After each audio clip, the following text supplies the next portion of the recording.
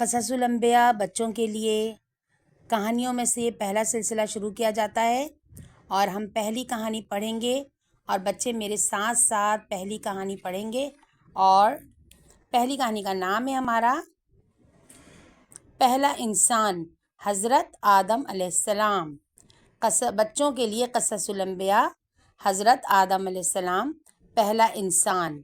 ٹھیک ہے، اب میرے ساتھ ساتھ بچے جو ہیں، طلبہ جو ہیں، وہ میرے ساتھ ساتھ اگر فنگر رکھ کے پڑھیں گے تو انہیں اردو پڑھنا آ جائے گی اور انہیں الفاظ سمجھ آ جائیں گے۔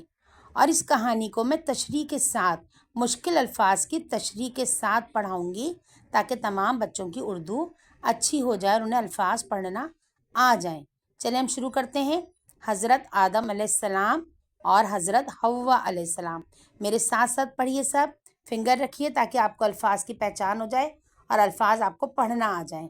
ٹھیک ہے، اللہ تعالیٰ نے اس دنیا میں سب سے پہلے انسان حضرت آدم علیہ السلام اور پہلی عورت حضرت حوا علیہ السلام کو پیدا کیا۔ حضرت آدم علیہ السلام اللہ کے نبی تھے اور اللہ نے انہیں ناموں کا علم دیا تھا۔ کس چیز کا؟ ناموں کا علم دیا تھا۔ ٹھیک ہے، حضرت آدم علیہ السلام اور ان کی بیوی حضرت حوا علیہ السلام پہلے جنت میں رہتے تھے۔ اور پھر کیا ہوا بچوں؟ پھر میں بتاتی ہوں کہ کیا ہوا، آپ لوگوں کو معلومات بھی ہوگی اور اردو بھی پڑھنا آئے گی۔ پھر کیا ہوا؟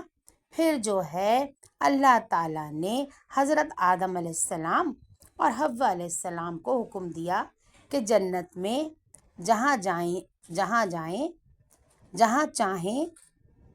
جائیں اور جو چاہیں کھائیں، لیکن اس خاص درخت کے پاس نہ جائیں۔ اللہ کا حکم تھا۔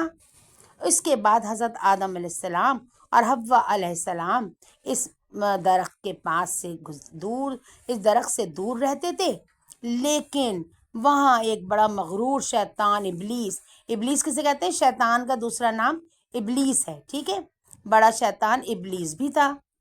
دیکھیے، یہ پھل کا درخت تھا، اللہ تعالیٰ کا حکم تھا کہ اس کو نہیں کھانا، لیکن اللہ کے حکم کی نافرمانی کا انجام دیکھیے کیا ہوتا ہے۔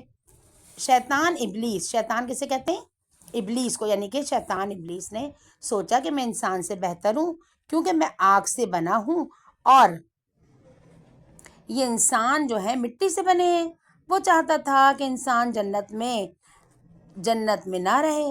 ٹھیک ہے نا، اور ابلیس نے آدم علیہ السلام اور حضرت حوا علیہ السلام کو گمراہ یعنی کہ انہیں بہکایا، ان کو بہکانے کی سازش کی، اور ابلیس نے ان سے کہا کہ اس خاص درخت کا پھل بڑے مزیدار ہے۔ اب یہ جو بات اس لیے دیکھیں فنگر رکھیں گے نا بیٹا تو پڑھنا آئے گا الفاظ، اس لیے انہیں اس پھل کا ذائقہ چکھ کر دیکھنا چاہیے۔ اب جو ہے حضرت آدم علیہ السلام اور حضرت حوا علیہ السلام نے اس کے کہنے پر جیسے ہی وہ پھل کھائے، انہیں احساس ہو گیا کہ وہ اللہ کی نافرمانی کر بیٹھے ہیں۔ وہ رو رو کر اللہ تعالیٰ سے اپنی غلطی کی معافی مانگنے لگے اور اللہ تعالیٰ نے انہیں معاف تو کر دیا، مگر ساتھ ہی یہ حکم دیا کہ اب وہ اس جنت میں نہیں رہ سکتے تھے۔